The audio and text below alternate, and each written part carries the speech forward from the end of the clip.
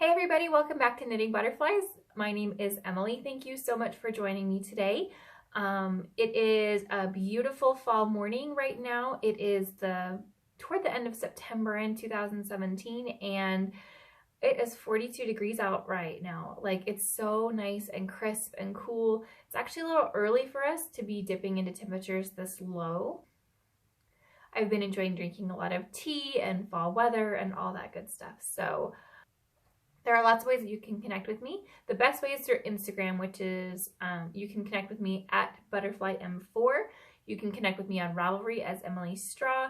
You can find show notes under the down bar on either iTunes or YouTube, and you can also go to knittingbutterfliespodcast.com, which I actually recommend that if you haven't subscribed to the blog already, that you definitely do that. I am starting to write some drafts of some blog posts. So this podcast is about fiber photography and life, and I think I've decided that I'm mostly going to keep the life stuff to blog posts just because I like thinking about life stuff and writing about it versus talking about it on a camera. And so if you haven't already, go ahead and subscribe to the blog, which is knittingbutterfliespodcast.com. And yeah, that's pretty much it for that. So hopefully you will connect with me if you haven't already.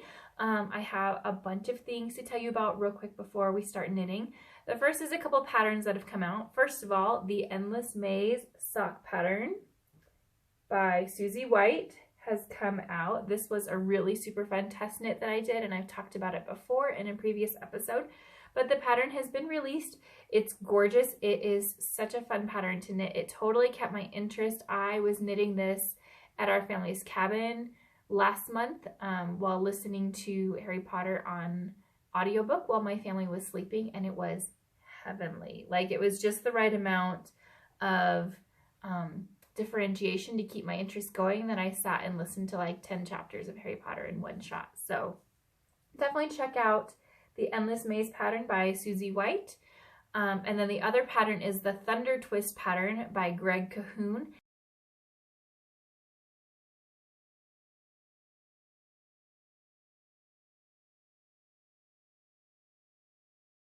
And this pattern just came out recently, and it's a super fun cabled hat, and I actually have some Quince & Company owl I keep thinking might need to become this hat, so check that one out. If you are looking for other ways to connect with me, I have several events that are coming up that I am super excited about that I wanted to tell you all about.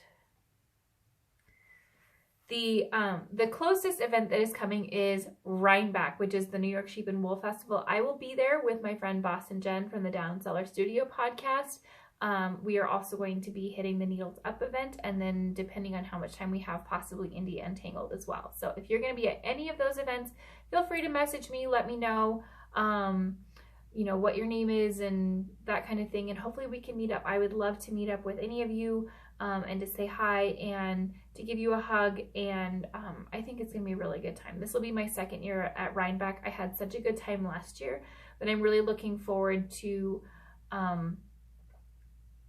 not everything being quite so new this year. So I know where the barns are, and I know where the food is and the restrooms and like all that stuff.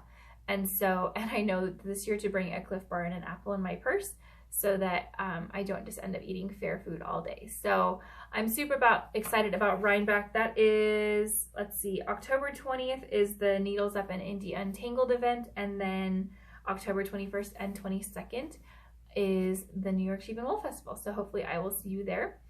After that comes Knit Nosh, which is an event that my friend Becky from the Knit Actually podcast hosts here in Colorado. And this is November 11th, I believe. And if you want more information about this, go to knitnosh.com. And I'm going to be interviewing Becky later this week to hear more about this event and the details about it. It's going to be super fun. I believe tickets are $50, but it includes 4 courses, I believe, of tapas and 4 different drinks, and then sampling yarn from 6 different dyers. And there will be a very small market with those dyers, and I believe there's a bag maker as well. So I'll get you more information about that soon, but check it out at knitnosh.com. And then I wanted to let you all know that I am going to Zombie Knitpocalypse. I got in and I'm so excited for this. This event is in June of 2018. I went, I didn't go 2017, but I did go 2016, and I have been on a lot of yarn trips, but I think the setup of this particular trip is my favorite setup, just because there's still a market, and so I get to go to the market for a little bit, but most of the time is spent just hanging out with friends. And I am an extrovert with a love language of quality time, and so the concept of being able to just spend time with friends for 3 days is huge for me. So I'm super excited. If you have not signed up at this point, I know that there already is a waiting list going, and the waiting list moved really slowly last year, but don't let that discourage you from getting on the waiting list if it might be something that interests you. If you are going, let me know, because I would love to meet you if I haven't already. A lot of you I know are returning, and so I'm super excited to see you again, and again, put hugs on you. I'm a total hugger, so keep an eye out for that. So we might as well talk about some knitting, right? I have a lot, like I have a huge pile next to me to show you. So I guess we'll start at the beginning. So this is the big project that I like to show first. This is my Mesmeric cardigan by Katie Banks out of Knit Picks palette, and it's in the round. Check it out. So this project, oh my goodness. Okay, so last time I had knit the front and then I had knit the back, and I was, you know, trying to get down to the armholes so I could join it in the round. And I kept thinking, gosh, there has to be a better way to do this. There has to be a better way to do this. And,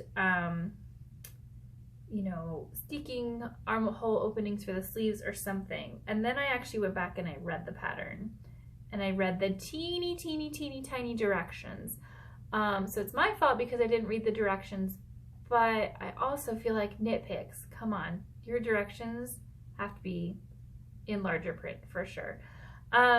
So yeah, I was supposed to join in the round a long time ago, and so I had like this huge section in the back that I had already knit. That's what it was. I had already knit the back and I was working on the fronts.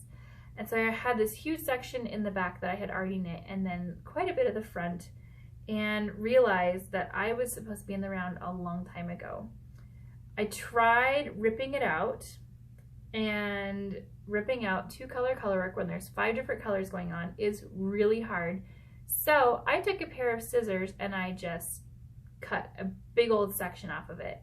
And I actually did take a video for you of myself making these cuts. So I'm gonna go ahead and show that now. Okay, I'm gonna make a bold move. I'm going to at least rip out the sweater to the point where I would have joined the round. So let me show you where that would be. Okay, you see all this knitting? I'm ripping out to right here. So I'm ripping out all of this on the back. And then this is the front, and I'm gonna rip out everything up to right here. So not a lot, but a little bit. Yeah, ripping this out is too much of a pain, so we're just gonna chop it. Okay, are you ready for this? Here we go.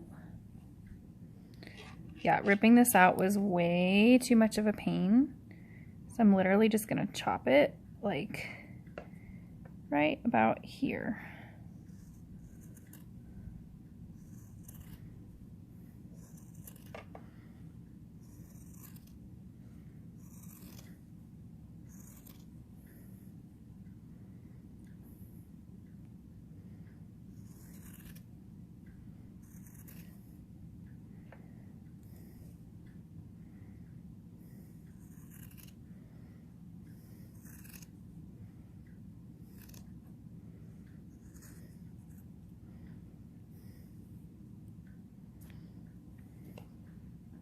So there's the back. Okay. There's the piece that I chopped off.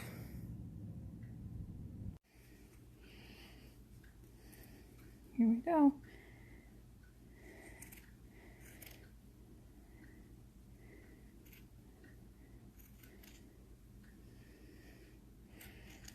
Okay, it's done. Everything is cut and ripped out. So now when I feel like working on it again, it's ready. So this is the section that I just completely cut off from my whole sweater. So it was a lot of knitting, and this is after ripping out quite a few rows as well to try and salvage the yarn. That wasn't gonna happen. But I seriously got the yarn for like $1.50 a ball on a super good sale. So I'm not really worried about it, and I have plenty. So this is the yarn, or the part of the sweater that I just chopped off with my scissors. And before I cut it, I did put my needle through the stitches that I wanted to save. And then I cut, I believe, 2 rows down from that, just so that I could have a chance to actually rip out a little bit and have it be even instead of accidentally cutting the stitches that I didn't want cut. So after I fixed it, after I cut it, I did go ahead and fix it, and then I started knitting again. I cut it right about here. And then since then I have knit down a little bit more, just because I wanted to get it going again. I wanted it to be in the round. I wanted it to be workable again, so that if I put it aside for a while, then I can just pick it up and I can tell exactly where I am and exactly where I need to go from there. So I did decide though, because the rounds are pretty long. Right now I'm working on the yoke part, which is right about here, which is the most number of stitches that you have for the entire sweater in each round. And it just took a long time, and I just kept stressing out about it and thinking, this is not going to get done before Rhinebeck. There's just no way. So I went ahead and I freed myself up to just put it aside.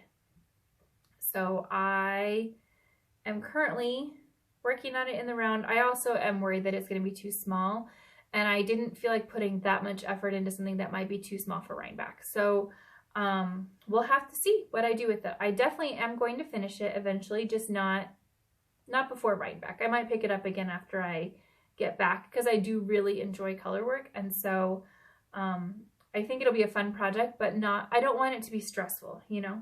So there's that project. And so I started working like crazy on my fade shawl. So I'm going to put a timestamp right here if you don't want to see my fade shawl, which is the What the Fade Mystery Cowl with Andrea Mowry, then that's totally fine. So there's a timestamp down at the bottom right now, and just skip to that part. But I wanted to show you where I am on my What the Fade. And this week it kind of was a week of not so much winning in knitting. And so I had to cut a huge part off of my sweater. I actually contemplated just throwing it all away and starting over with it in yellow instead of turquoise, and then I decided to stick with the turquoise. It was just kind of a mess. So now I'm working on my What the Fade shawl, and I'm currently working on clue 3. But I have read through the directions to clue 4. Oh, I'm right in the middle of a row. Doggone it. So I can't really show you a whole lot. Sorry about that. But it is a triangle shawl. And I think I'm actually going to rip this whole thing out. And let me explain why. I love Andrea Mowry's patterns. I have knit the Goldfinch shawl, which was amazing to knit. I totally love the original fade, the Find Your Fade. I love Find Your Fade. I think it's so pretty. I love the So Faded sweater, all these things. I like the concept of this, but this pattern is not speaking to me at all. And the reason why, it's because it is a simple triangle shawl. And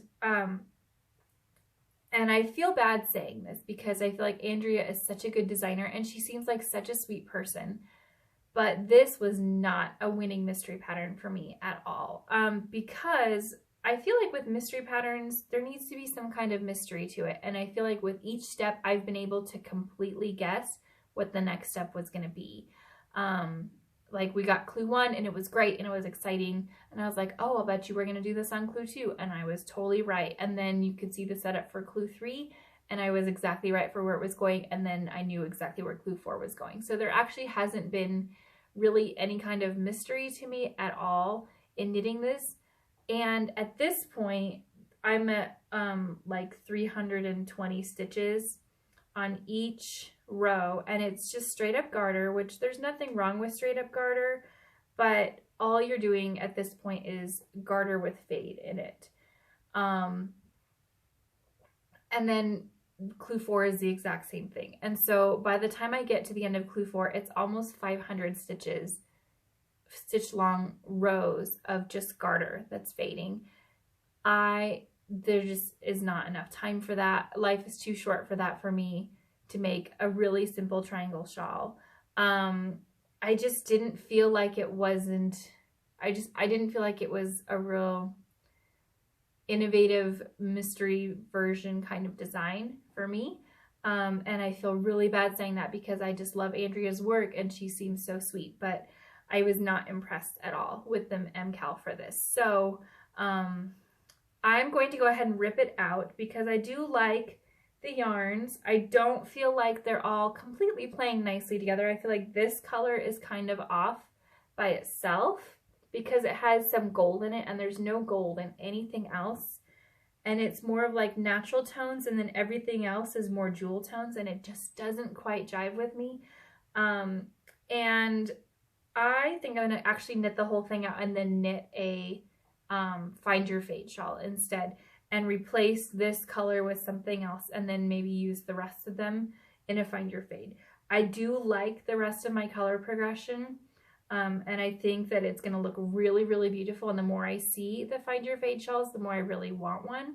And I think that would be a good use of this yarn, but I just don't think that this project is what I wanted. So I figured I didn't really want to waste 6 skeins on a project that I'm not excited about knitting and I'm not excited about wearing. So that's totally fine.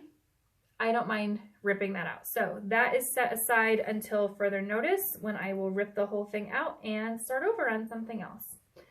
So I definitely needed a win because that was really rough and super sad to have 2 projects that are kind of massive epic projects not go the way I wanted to. So I decided to take a page out of a couple of my friends' books that knit cute and simple and fast projects, and I knit a hat because I needed a win so bad. This is the Flame Hat by Irina Dmitrieva. I don't know how to say it because I'm pretty sure it's Russian. But this is a super cabled beret, and there's the back of it for you. I am obsessed with this hat. This is knit out of Quince & Company Owl. And the pattern calls for size 4s on the bottom and size 6 on the top. 1, I am a loose knitter, and 2, I felt like the stitch count is a little bit high for those particular needles because I knit hats on those size needles all the time. And she has you start with 10 more stitches around to start the hat than I usually wear, and then you block it over a dinner plate. So it is big. It's actually too big for my head, but I'm dealing with it. That's just how it is. So you can kind of see it's bubbling a little bit in there because it's too big, but that's okay. The cable pattern was quite the feat to knit. I messed up several times purely from me not reading the pattern. I was trying to just read the chart and not read the written directions, and there are a couple spots in the written directions when it would say complete this chart until the last 3 stitches, which is where your next round will begin. And I didn't pay attention to that, and so there were a couple places up here that my cables were all in the wrong places, and so I had to rip back. One time I ripped all the way down to like I had like here, and I had to rip back that much, but it wasn't a big deal. So I ripped it back and fixed it, and I actually got this hat done in less than a week. I think it took me 4 days total to knit, and that was quite a lot of knitting time to get it done. So I don't think it was like a knit in an afternoon kind of hat, but it definitely, it was worth it. I mean, look how beautiful that looks. The colorway is Concrete out of Quince & Company Owl, and I feel like it shows this yarn is the perfect texture and the perfect color. I wanted something that looked like something you would find in a high-end store to look very fall and very stylish and fashionable. And I feel like this hat totally does that. So, like I said, it's too big, so I think I might actually have to bobby pin it in place just to make sure that it stays on my head. sometimes, but that's okay. But I really, really, really wanted this for Rhinebeck. And so now I have it ready to go. I keep saying Rhinebeck, it's Beck. Did you know this? I didn't know it until like a year ago. I keep saying it wrong, so sorry. Rhinebeck. So I really wanted this for Rhinebeck, and it's perfect, and I'm totally obsessed with this hat. So there's that. I might pop it in the dryer to see if I can make it shrink up just a little bit. Is that bad? We'll have to see. So, and look, you can fold it all cute. So I love this hat. Speaking of hats, my husband, I told you last week that I taught him how to knit, and he finished his first project. He finished a hat. I'm so proud of him. I told him I was going to wear it on the podcast. So this is his hat. Isn't it nice? This is the Barley hat by Tin Can Knits, knit out of Malabrigo Rios in the Azules color. And he did so good. He picked right up. The only thing I did for him was cast on, because he tried to cast on and it got twisted somehow and we had to rip it out. So I went ahead and cast on for him and did the first row and got it going in the round. That's all I did. And then I gave it to him. So he did the ribbing on this, and then he was really excited about the panel because he said it kept his interest a lot longer than just knitting around and around and around. And then for the decreases, I taught him how to do magic loop. So he learned how to do magic loop for those decreases, and it looks awesome. He did so good. Look at how like even his tension is. This hasn't even been blocked because he's been wearing it. He's so proud of it. I'm so proud of him. He took it to work. He has a coworker who knits, and he noticed his hat right away and stuff. So I'm super, really, really proud of him. He's already picked out his next project. He said he wants to do a black and gray hat. And so we were kind of talking about, do you want to do a hat where the yarn is mostly black with like gray tones in it? Are you wanting to do like two colors and put the different colors wherever you want? And he came back to me yesterday and said, I think I want to knit two colors, black and gray, with some kind of a design on it. So I'm going to be introducing him to color work pretty soon, and I already have a pattern picked out for him that I'm going to show him tonight. And so I think he's really going to like it, and he's doing really good. And I'm just, if he is asking to do something, I'm just saying, yeah, you can do it. Like, I'm not telling him things are harder or things are easier, because new knitters just do it, right? They don't worry about how hard is something or how easy is something. They just go for it. So I'm going to help him learn how to do that next. So yay for that. Knitting socks. I haven't worked on this a whole lot, but I figured I might as well show it to you anyway. Oh my goodness. So I haven't even tried this sock on. I just realized I probably should have tried it on before I wove in the ends. But that's okay. But I finished a sock from my Fall Fetty sock blank from Roundabout Yarn, and it's fine. It's orange. Orange isn't my favorite color, but it's very pretty, very fallish.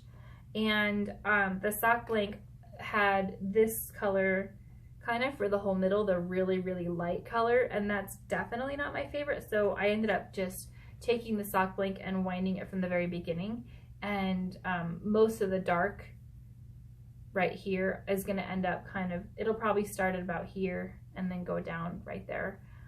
So I'm knitting essentially from the opposite end of the sock blank that I did from the first sock. It's really hard to pull a sock blank and do that, and so that was why I went ahead and just balled up the whole rest of the sock blank, and then that way I can easily knit from the other end. So that's just a quick project that I have going. Not really a lot to say. Vanilla sock, Fish Lips Kiss heel, size US 1s. I used to knit on 0s, and then I realized it hurts my hands to do that. I like the fabric, but I've never had a pair of socks from US 1s wear out, and so I wasn't really worried about it. And I was like, why knit it on 0s if I enjoy knitting on 1s more in the long run? So, and if they wear out just as well. I did start a new pair of socks yesterday. So we have not had any way to watch live TV for several years.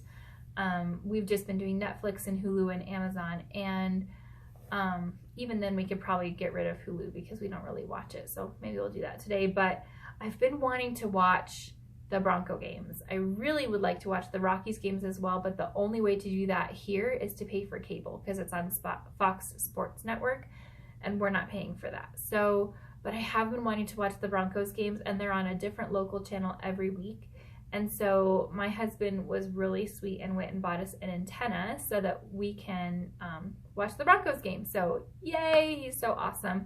And so now that I can watch all my Broncos games, I went ahead and started my Broncos project. This is my project bag that is Colorado Rockies on one side and Broncos on the outside.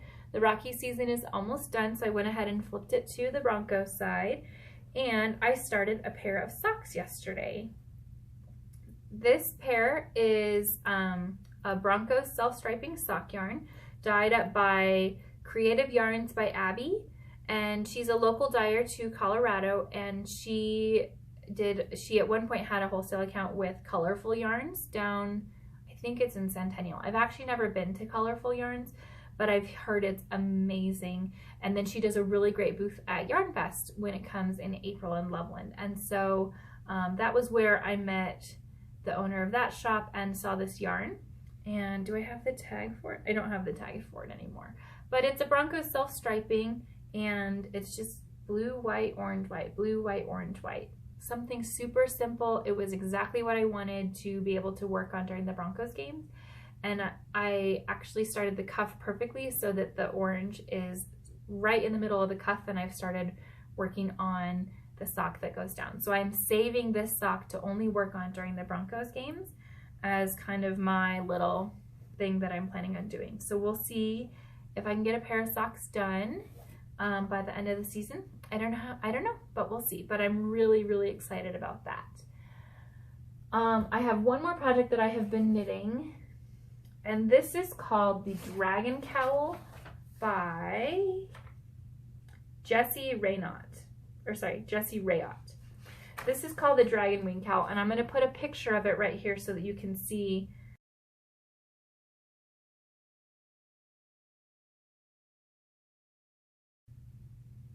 Okay, so this is what I did last night because I started watching Outlander probably about a month ago.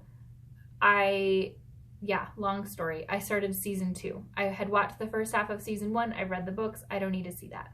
So I skipped through the rest of season 1, and now I'm watching season 2. And I finished season 2 last night and could not stop because I was knitting like crazy.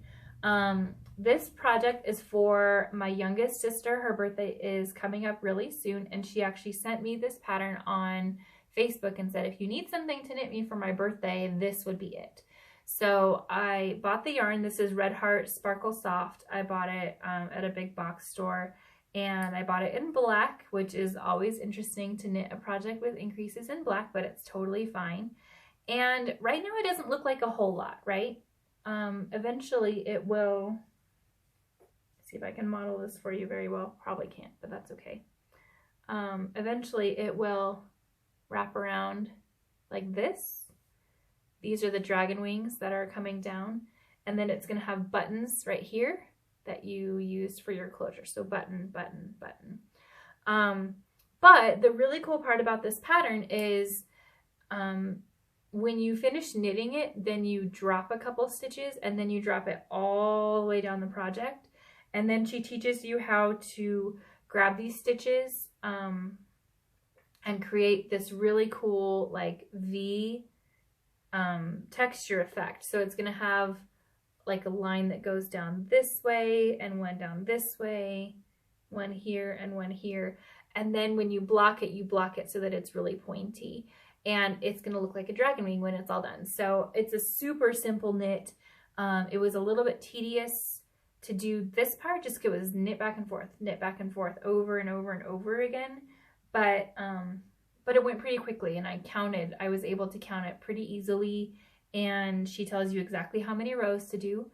And so I did that, and now I have started on the increases, and I probably actually will finish this project tonight.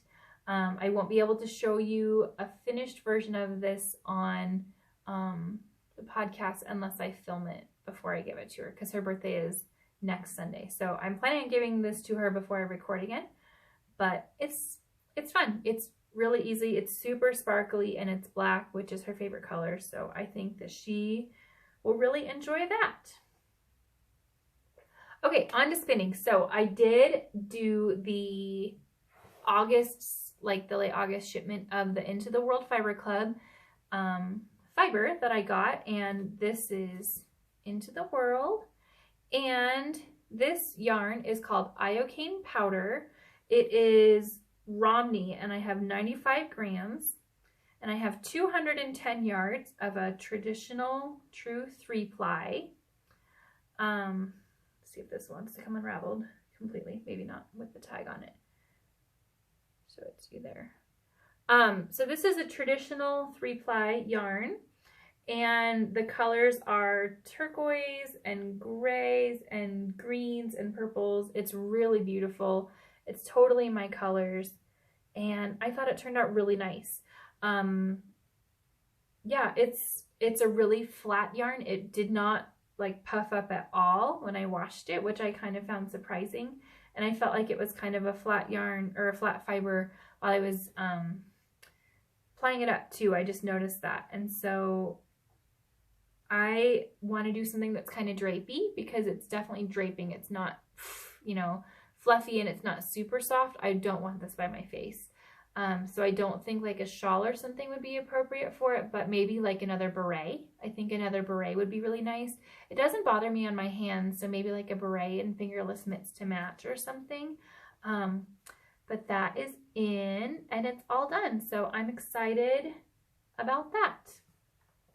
Because I gave up on my Rhinebeck sweater, I decided to go and do a crazy thing and join Spinzilla for the first time. So Spinzilla is, oh goodness, October either 1st or 2nd through 8th.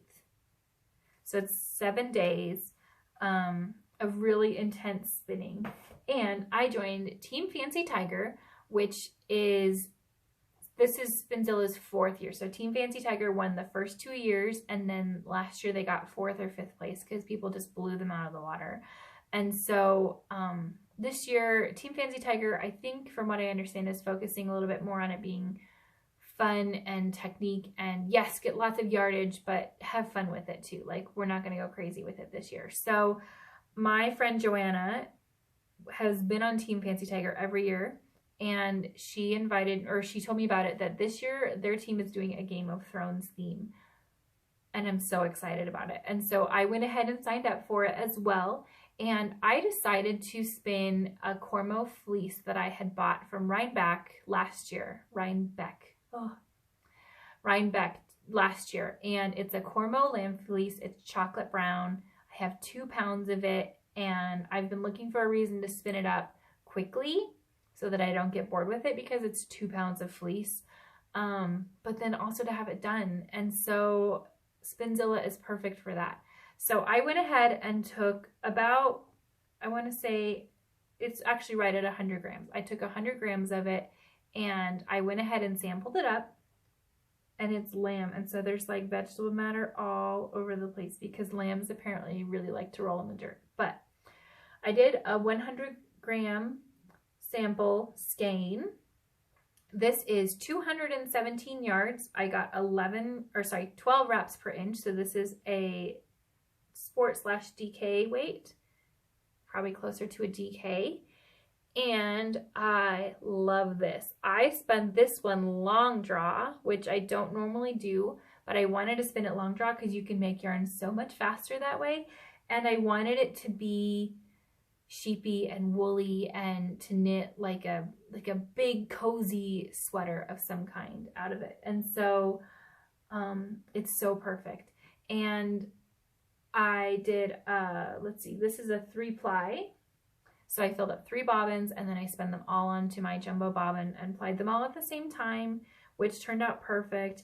The yarn really evened out when I did that, because when I was spinning the singles, there were definitely some thick and thin spots, but when you apply it all together, like if you see this, I don't know how well you can see this, but there's definitely some thick and thin spots right there in the original spinning, but then it all evened out so nicely, and it's pretty much exactly what I was hoping to get out of this fleece. And so I washed it and thwacked it and hung it, measured it and all that stuff, because I wanted to see what kind of yarn I was going to get out of it, how long it would take me to spin it, would I like the thickness of it when it was done, and the answer is all of the above. We're doing this for sure. So that is going to be my project for the beginning of October, is just spinning like a crazy woman to try and get through this fleece.